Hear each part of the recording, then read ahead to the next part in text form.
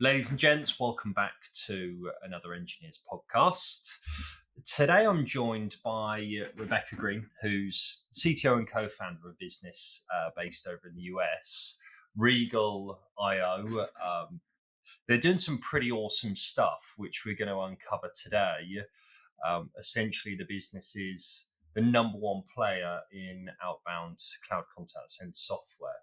So some businesses might be familiar of Regal, and hopefully tuning in for the first time, you're going to learn a little bit more about them and some of the cool stuff, like I said, that they are doing. So, Rebecca, first and foremost, thanks for coming to join us. Thank you for having me. Pleasure.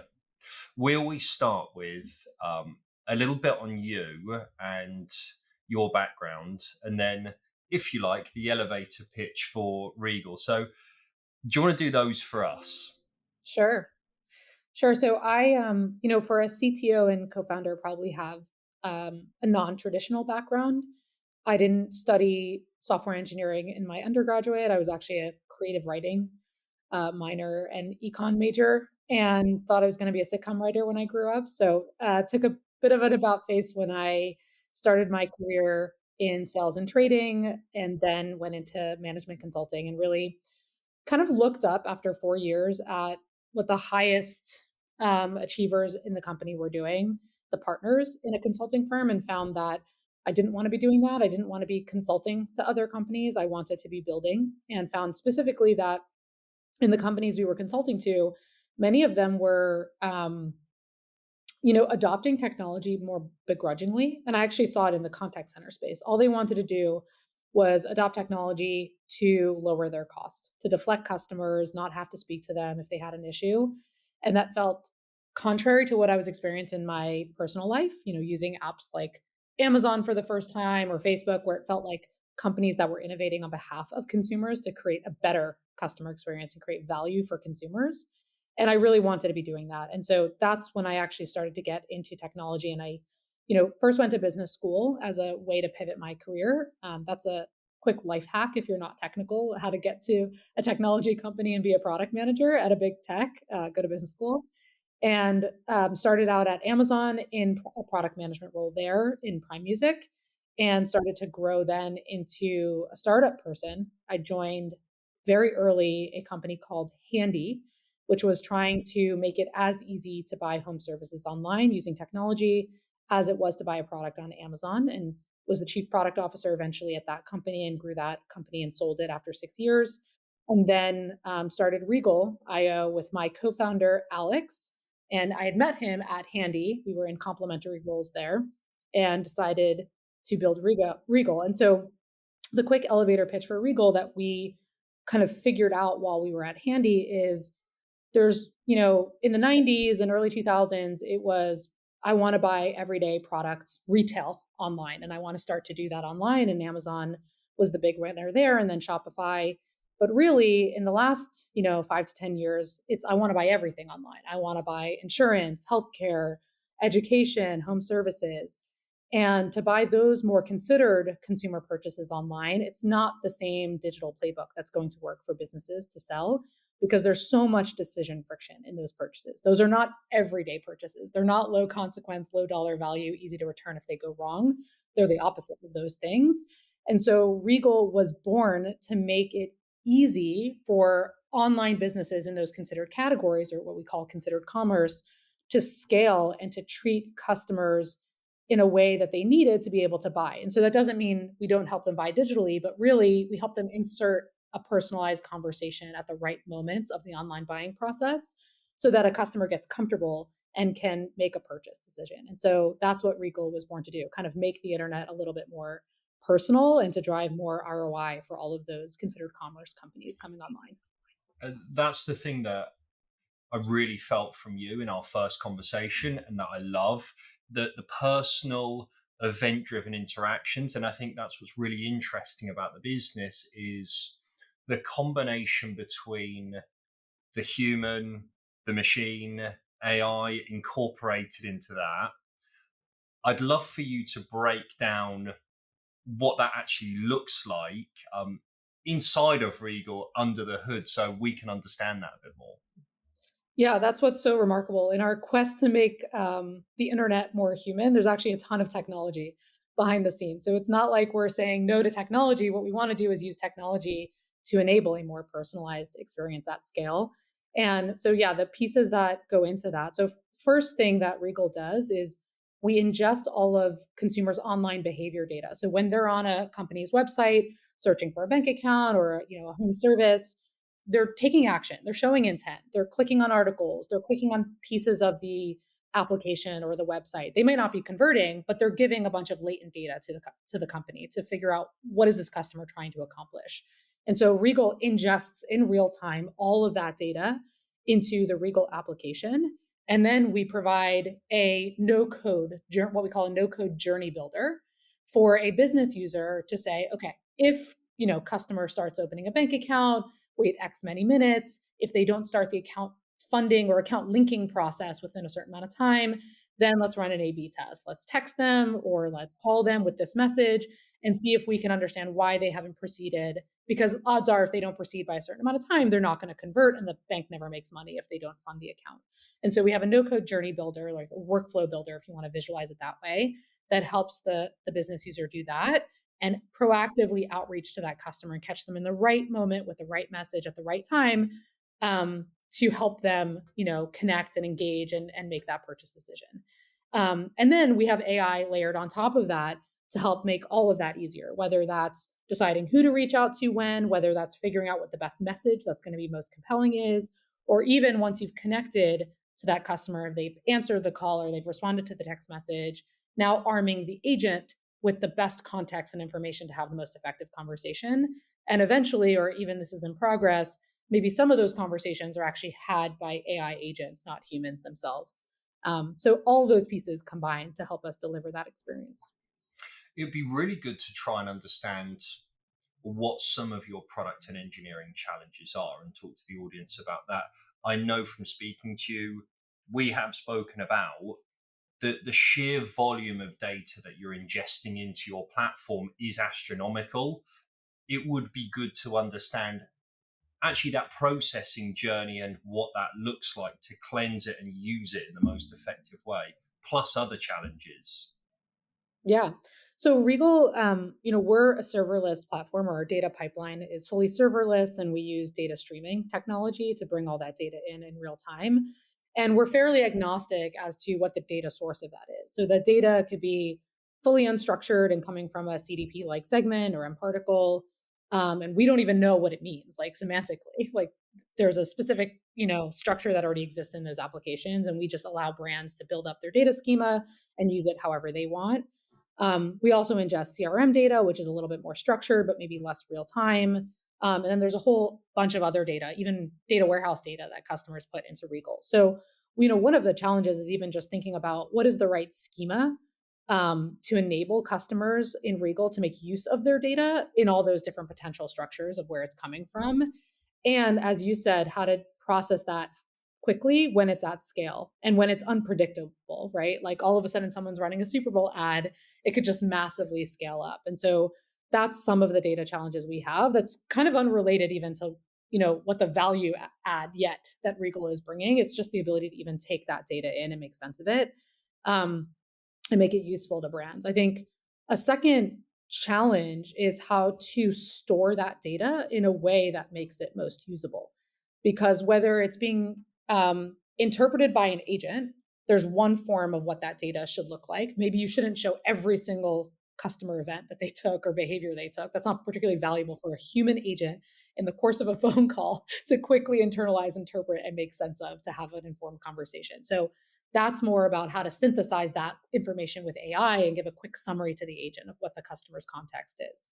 But for a no code journey builder or machine or like a workflow tool, actually every event with very structured, payloads is very useful to a tool like that to make sense of and decide how to action. And then a third way for the data is for AI to make sense of. And everyone who's played with OpenAI or other kind of LLMs knows that, for there to be that data available to quickly access and turn around, there's a completely different kind of database, right? Maybe it's Pinecone or something like that you have to store that data in.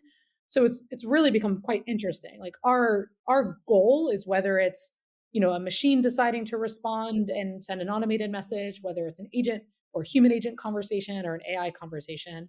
We want it to take all the same raw data in and make use of it.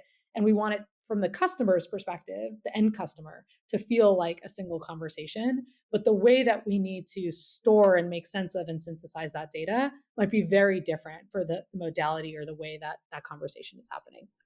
Yeah, and even just putting this from your website, 3.5 million positive return on investment conversions per month. Am I right? Yes. Yeah. That's pretty phenomenal going for the business already, even after a few years.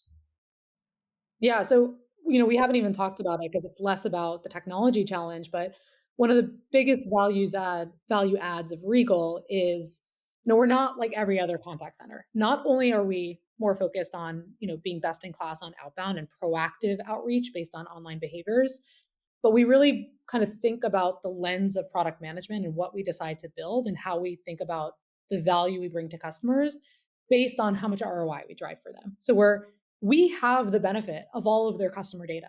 So we know if someone ended up converting after a conversation or after 3 different touch points or whatever that is. So all of our product is built in a way that's trying to keep driving up that revenue or ROI equation of a business. And that's how we deem ourselves, valuable to the customer, and that's how they're going to decide whether to renew Regal every single year. Whereas a traditional contact center, quite frankly, it's just a race to build as many features as possible. The history of contact center is kind of like email, right? It used to be all on-prem, and a lot of the big players are strictly focused, and it was all inbound. And the big players are strictly focused on taking all these companies, migrating them from on-prem or on-prem to off-prem and being in the cloud. And their approach to that is, well, how do I just leaves the CTO or the head of IT and build as many features in the cloud as exist off-prem, and they'll just say, okay, that'll ease the transition. But that's not really thinking about, well, how has the buying behavior of their customers changed now that the world is online and everyone starts their, discovery process online? And what really can contact center do to drive business value for a company and measure that and not just think about deflecting interactions or driving down costs? And so a lot of the feature sets we have are going to be wildly different than a traditional contact center.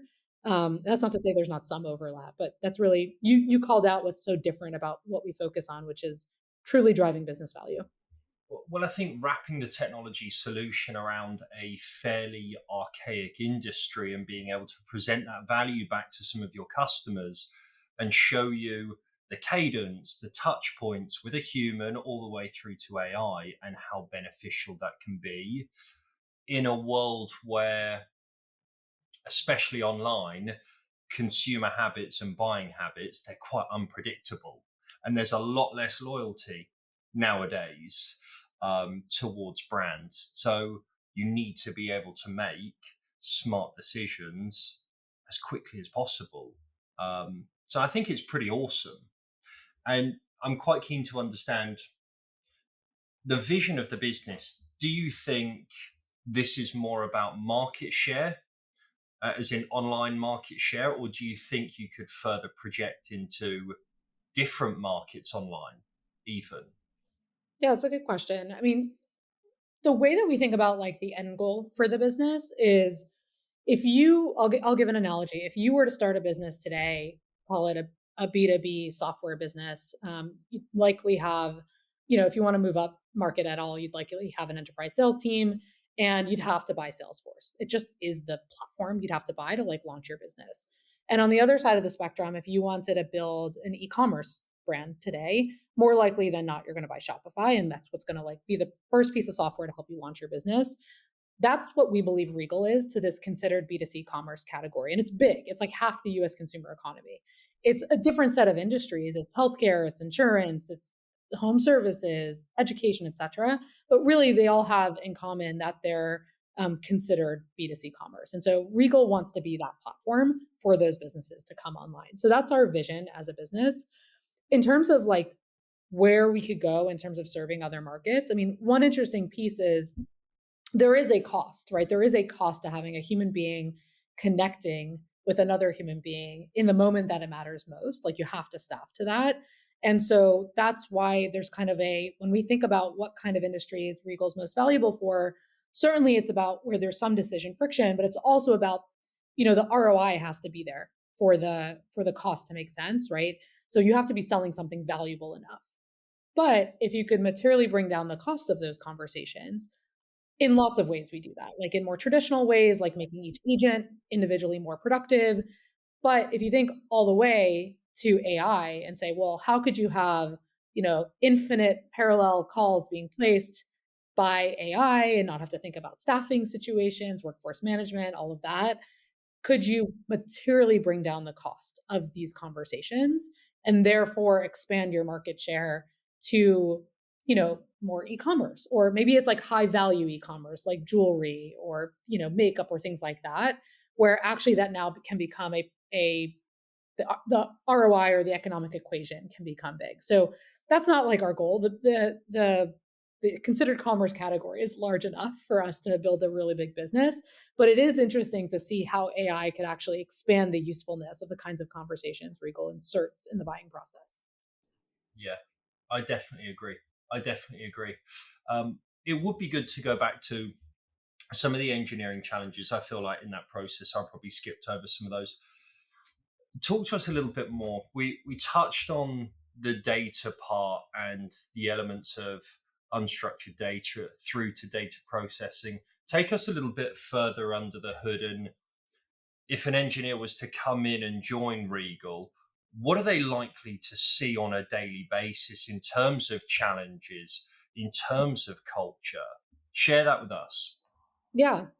I mean, in terms of challenges, I'd kind of put it into buckets of challenges. So we have the bucket you talked about, which was how to ingest data in real time in large volume and process it really quickly, but also store it in all the potentially necessary ways to make use of it across those different modalities. And by the way, like the more databases you have, you classically have the problem of like mismatches of data and like them not syncing and keeping in sync. So you then bring on those challenges. So that's one bucket of challenges. We have a second bucket of challenges, which is, one of our main channels is VoIP conversations. And these are more traditional challenges that still exist in VoIP, but just even dealing with all types of devices, all types of internet, right? To create a really good set of conversations over VoIP. There's still a lot of challenges with, we work with Twilio and that helps abstract some of these away, but it doesn't take care of all of them. And so a lot of our challenges are around that, like making really good quality conversations and understanding how to create as light of an app as possible so that on any kind of internet, on any kind of device, we can have like a good, phone conversation for customers because dropped calls kind of undo the value of Regal. So there's a set of technical challenges around that. And then there's a set of technical challenges around AI. And some of those challenges are technical and some of them are just like product. Like, what is the most useful application of AI in our product today? What will actually drive the most value for our customers? It's really easy to spin up AI features on top of LLMs, but it's still hard to monetize them, right? And so that's kind of more of a product challenge. The technical challenges around AI are partly around like keeping in tune with all the different LLMs and all the changes there and building out kind of like this layer, this infrastructure, a testing infrastructure on top of all those LLMs. So we don't marry ourselves to any one of them too quickly. And we actually have a framework that helps product managers and data scientists determine for a particular feature we have in mind, okay, how do we quickly test prompts? How do we quickly fine tune or use RAGs or whatever is needed for that feature set and get data back at scale so we can know what's going to be most effective and launch that product as quickly as possible. And so a lot of, our AI teams are focused more on that. It's less about the exact feature. It's trying to enable the rest of the engineering team and product team to rapidly actually develop features for AI that we like feel comfortable putting in production. And I'm sure every business, that's not a Regal, like a unique Regal challenge. I'm sure every business is dealing with all the like breadth of LLMs that are coming out and even the rapid development of each of those. Yeah, that's a really interesting touch point. I would be quite keen to explore that a little bit further. And this might sound dim, but I'd be really interested to understand, why is it hard to monetize AI that sits on top of LLMs? And I think I know the answer, but I want to ask you, the expert, and educate me, educate potentially other people that listen to this. Yeah, well, so I'll speak for Regal in our particular space. Great. Um, so, one thing is it's just to start, it's not yet at a maturity where customers are coming to us saying, "I want XYZ feature, build it, and I'll renew or I'll pay you this much," right? Because they don't know what they don't know, right? To customers, they just classically want a better horse, right? That's what they know. They're using it every day and they just want it to be better. And so if they can articulate a particular feature, it's easier to be able to say, okay, well, then we can charge X for that feature. They can't articulate AI features yet. So that's one thing. That's just a nascency problem. Um, the second reason is because it's sometimes hard to prove the value of AI. And that's partly because AI is random. I mean, that's part of the benefit of AI. Like it's not deterministic. So it's even hard for a business in our product to be able to run an A/B test and say, when I did this with AI, was it more effective than when I wasn't doing it with AI? Because AI can produce different results depending on, anytime you ask the same question, right? So sometimes it's actually quite hard with traditional methods of testing value to quantify the impact on their business of at least an individual AI feature, right? And I think the third reason that we've found is, you know, when you put an AI feature out in the world today, it's going to be imperfect, right? It just is. The technology is imperfect and it needs large amounts of data to actually get to be better. And so you have this problem where the first version of the feature is often not going to be good enough. And like humans being humans, they might just immediately use the first version. And rather than being like, oh, I see the possibility, let me give feedback, they might be like, oh, AI doesn't work. Like it's better when it's just deterministic, right? And so I think that, at least in our industry, makes it very hard to figure out how to monetize the AI. And I guess the last lens of that is there's a high risk to being wrong in our industry. So if we're just using AI to make an admin more effective, that's pretty easy for them to say, do I like it? Do I not? Is it good or is it bad? But more likely than not, they can't prove ROI on an admin. There's just not enough experience there. Really, the ROI is in the customer facing conversations. And there's such a high consequence to just saying, roll out AI in my customer facing conversations. Let's see what happens, because it's their customers. They really care. So these are the reasons why it's actually quite hard to quickly monetize AI applications, at least in the contact center space. And so we have some tricks and ideas of like why we're able to do that so far. But it's certainly not like straightforward. Release a feature, someone has a willingness to pay an extra seat fee for it. It takes time to figure Yeah, it out. you're really on it though. I think you understand. It really sounds like you understand that the logic and why it would work, why it wouldn't work. So I think it's good, especially as a founder or someone in the business who really understands the space, to be all over that because everyone's trying to explore it at the moment. Yeah. And I think in some ways the burden is higher for us, at least within our space, because we have this ROI story where we say we only build features that are going to increase your ROI. We're not going to waste time on like Me Too features and nice to have features. And that means the burden is raised because our customers expect that if they're going to pay more to Regal, it's because we've proven that there's higher ROI. And so that, we've kind of placed that burden on ourselves, but I think it's a really healthy, good thing to do, because I think what's going to happen in the contact center space, and we've already see it, is people just build throwaway AI features just to say they're an AI platform, but nobody actually cares about them because they can't prove that they're valuable. They're just like nice to haves. Yeah, okay, I think you're spot on there. It'd be good to understand a little bit more about the growth journey specifically for Regal this year in terms of potentially growing the business, if that is your plan to do that. People listening will obviously be interested, engaged in the business. So please do plug the business, help us understand where you might grow, what people you might be looking for, and why. Yeah. So, I mean, we're definitely growing. And I think from a strategic perspective, the areas, before we talk about the teams that we're growing from a headcount perspective, the areas of growth are around, I'll call it three areas. So, one is we're moving up market. We firmly serve the mid market, or like high tech, high growth scaling, maybe pre IPO or just post IPO company. But we are continuing to make ourselves more and more of an enterprise product and really serve the enterprise better. And so that necessitates not just growth of our platform and scalability of our platform in the obvious ways, but also enterprise AEs and enterprise CSMs, and really changing our selling and our support motions for the enterprise. And so those are the teams that are growing in that way.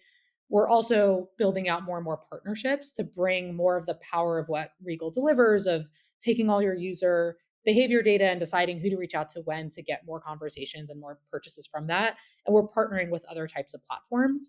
And so partnerships is an area that's growing, and the engineering teams that support that, with integrations. And then the third area, as we've talked about, is AI. We're heavily investing there. And so in terms of the teams, we're definitely growing on the go-to-market side, as I mentioned. And on engineering, it's not people with PhDs who have built LLMs themselves. It's just not necessary in our world. We can easily build on other LLMs, and they're rapidly developing. People are doing the costly work for us. It's people who are continue to be like great software engineers, but have Yep. interest in AI and have used the tooling that exists to rapidly build things themselves. And that's the kind of like mentality that we're looking for in the team. Yeah. There's probably a correlation between these next set of questions, as in, um, what are the top three characteristics you think are important in a software engineer? I ask that every single podcast. This might actually translate to the engineering culture that you've created. And I think then it does then come back to the original point you made of, these people don't need to have PhDs. A good engineer is a good engineer, a problem solver. They don't need to be the brightest and smartest person in the room, essentially, from an academia point of view. So it'd be good to understand the three characteristics that you deem as important, I think, to thrive in today's technology world, let's call it. Yeah. So the first I would say is knowing what you don't know and having an extreme thirst for knowledge. And so that's intellectual curiosity, or I don't know the catchphrase for what that is. But I just think like there's no ego on our team.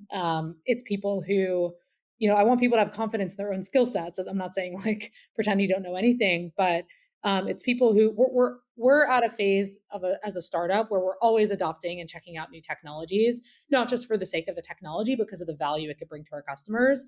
And so people who are eager to learn about those new things, and not just think that they know everything in software engineering. I think that's really important, and being able to admit when they don't know something.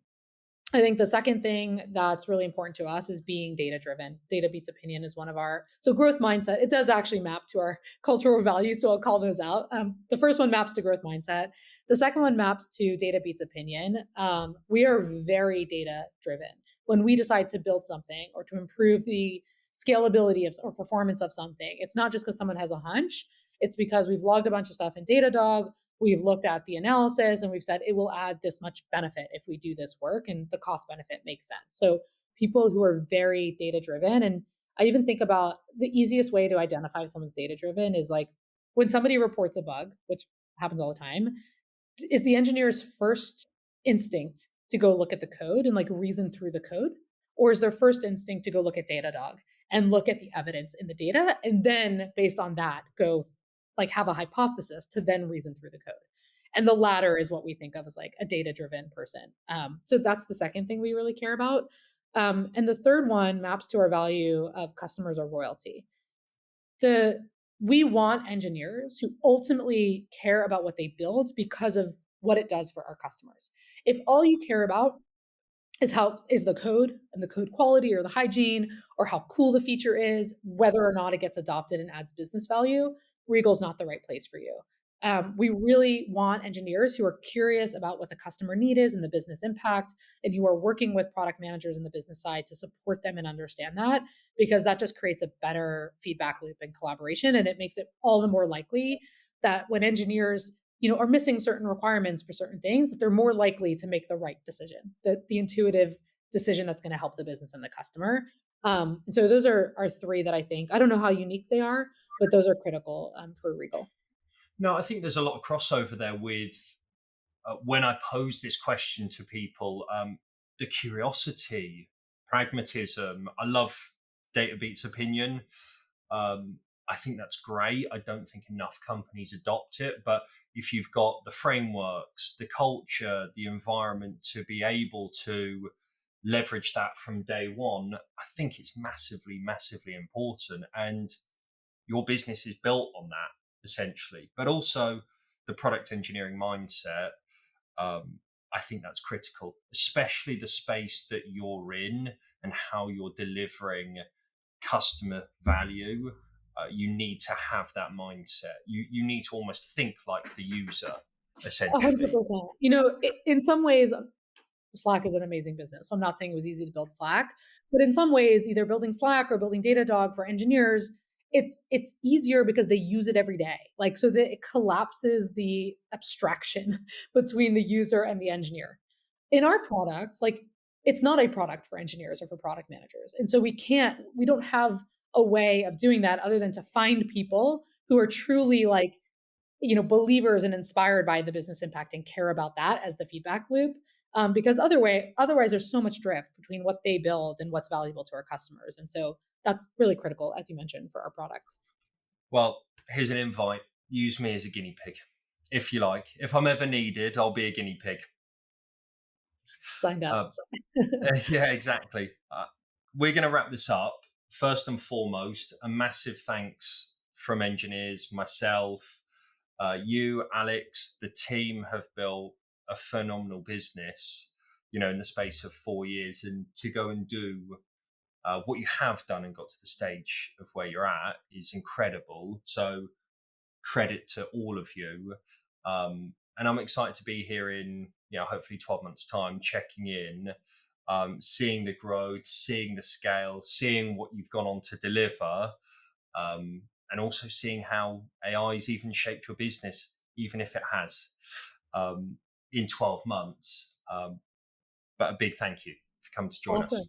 Yeah, thank you so much for having me, Elliot.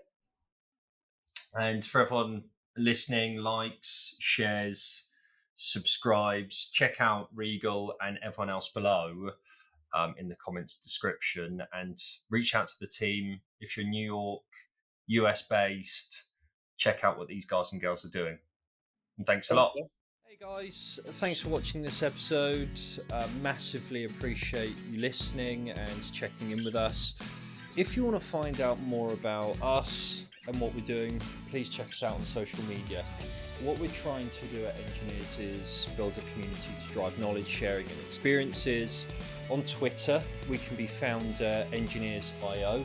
It's no_. We've also got a website which is engineers.io. These links will all be posted in the description. Any feedback and comments are massively appreciated. We're always looking to improve on where we can. Thanks, guys.